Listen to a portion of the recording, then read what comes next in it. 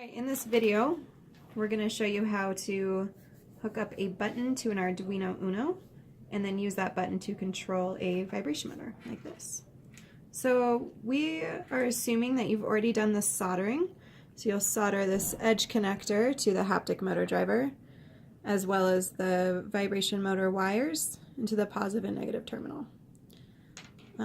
We also are assuming that you've soldered the button breakout so that they also have edge connectors. Let's get started. So we're going to plug in these jumper cables to the button, and then we're just going to start hooking stuff up.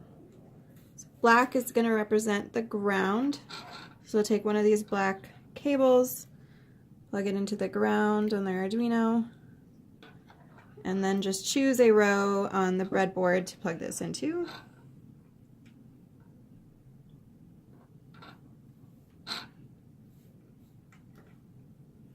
Okay, ours is in row 20. Red wires will be volt wires, so we're going to plug this in to the, let me turn it, 3.3 volt pin on the Arduino, and then into another row on the breadboard. We'll use row 15. Okay, so now let's hook up the vibration motor to ground and volts. So to do this, just pick another spot in the same row, it's the black cable, and plug it into the ground pin on the motor. Do the same thing for the volt, same row here, into the VCC pin.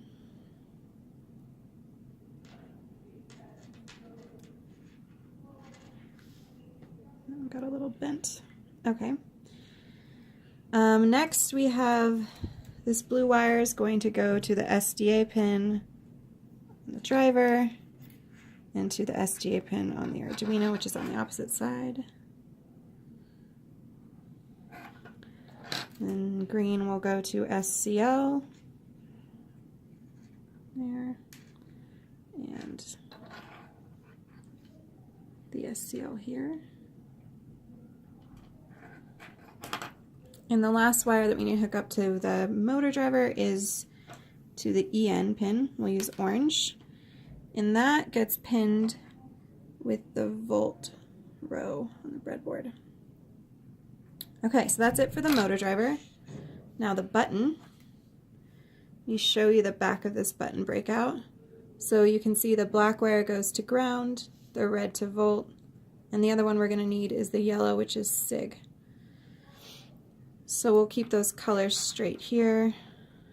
So black again will go to ground. Once again, we just plug that in the same row for here. Red will be our volt. Goes to that row. And then lastly, the signal, which we'll do with yellow. We're going to plug it into pin 7. On the Arduino, but you could use another pin. Just make sure you know which one it is. Alright, so that's all that we have to do here. And next we're just going to plug it into our computer and test it out. So we can see that it's on. And now if we look at the code, the computer. So in the beginning here, it sets our button to pin 7. So if you had chosen a different pin, you would have to update that. And then we initialize our button value to 0.